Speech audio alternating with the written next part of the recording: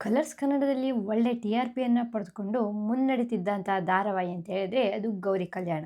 ಆದರೆ ಇವಾಗ ಗೌರಿ ಕಲ್ಯಾಣ ಧಾರಾವಾಹಿಗೆ ಒಂದು ಬಿಗ್ ಶಾಕ್ ಅಂತಾನೆ ಹೇಳ್ಬೋದು. ಹಾಗಾದರೆ ಆ ಶಾಕ್ ಏನು ಅಂತ ತಿಳಿಸ್ಕೊಡ್ತೀನಿ. ಅದಕ್ಕೂ ಮೊದಲು ನೀವು ನಮ್ಮ ಚಾನಲನ್ನು ಸಬ್ಸ್ಕ್ರೈಬ್ ಮಾಡ್ಕೊಂಡಿಲ್ಲ ಅಂತ ಹೇಳಿದ್ರೆ ಪ್ಲೀಸ್ ಸಬ್ಸ್ಕ್ರೈಬ್ ಮಾಡ್ಕೊಳ್ಳಿ. ಈ ಒಂದು ಧಾರಾವಾಹಿ ತುಂಬಾ ಚೆನ್ನಾಗಿದೆ. ಹಾಗೆ ಜನರ ಮೆಚ್ಚುಗೆಯನ್ನು ಪಡೆದುಕೊಂಡಿರುವಂತಹ ಧಾರಾವಾಹಿ ಕೂಡ ಆಗಿದೆ. ಇಲ್ಲಿ ಬರುವಂತಹ ಪ್ರತಿಯೊಂದು ಪಾತ್ರಧಾರಿಗಳು ಕೂಡ ಚೆನ್ನಾಗಿ ಅಭಿನಯವನ್ನು ಮಾಡ್ತಾ ಇದ್ದಾರೆ. ಹಾಗೆ ಜನರ ಮೆಚ್ಚುಗೆಯನ್ನು ಕೂಡ ಪಡ್ಕೊಂಡಿದ್ದಾರೆ. ಇಂಥ ಒಂದು ಸಮಯದಲ್ಲಿ ಒಬ್ಬ ಪ್ರಮುಖ ಪಾತ್ರಧಾರಿಯ ಬದಲಾವಣೆಯಾಗಿದೆ. ಅದುವೇ ಈ ಒಂದು ಧಾರಾವಾಹಿಯ ಖಳನಟನಾಗಿರುವಂತಹ ಅನಿಕೇತ್ ಅವರು. ಹೌದು, ಅನಿಕೇತ್ ಅವರು ಇನ್ಮುಂದೆ ಈ ಒಂದು ಗೌರಿ ಕಲ್ಯಾಣ ಧಾರಾವಾಹಿಯಲ್ಲಿ ಕಾಣಿಸ್ಕೊಳ್ತಾ ಇಲ್ಲ. ಅವರ ಕೆಲವು ವೈಯಕ್ತಿಕ ಕಾರಣಗಳಿಂದ ಈ ಧಾರಾವಾಹಿನ ಬಿಟ್ಟು ಹೊರನಡೆದಿದ್ದಾರೆ. ಇನ್ಮುಂದೆ ಈ ಪಾತ್ರವನ್ನ ಯಾರು ಮಾಡ್ತಾ ಇದ್ದಾರೆ ಅಂತ ಯೋಚನೆ ಮಾಡ್ತಾ ಇದೆಯಾ?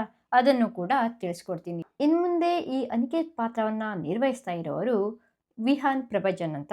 ಅವರನ್ನು ನೀವು ಈಗಾಗಲೇ ಜಿ ಕನ್ನಡದ ಒಂದು ಪ್ರಮುಖ ಧಾರಾವಾಹಿಯಲ್ಲಿ ನೋಡಿರ್ತೀರಿ. ಅದು ಯಾವುದು ಅಂತ ಹೇಳಿದರೆ ಶ್ರಾವಣಿ ಸುಬ್ರಹ್ಮಣ್ಯ ಧಾರಾವಾಹಿ. ಈ ಒಂದು ಧಾರಾವಾಹಿಯಲ್ಲಿಯೂ ಕೂಡ ವಿಹಾನ್ ಪ್ರಭಜನ್ ಅವರು ಒಂದು ಮುಖ್ಯವಾದ ಪಾತ್ರವನ್ನು ನಿರ್ವಹಿಸ್ತಾ ಇದ್ರು.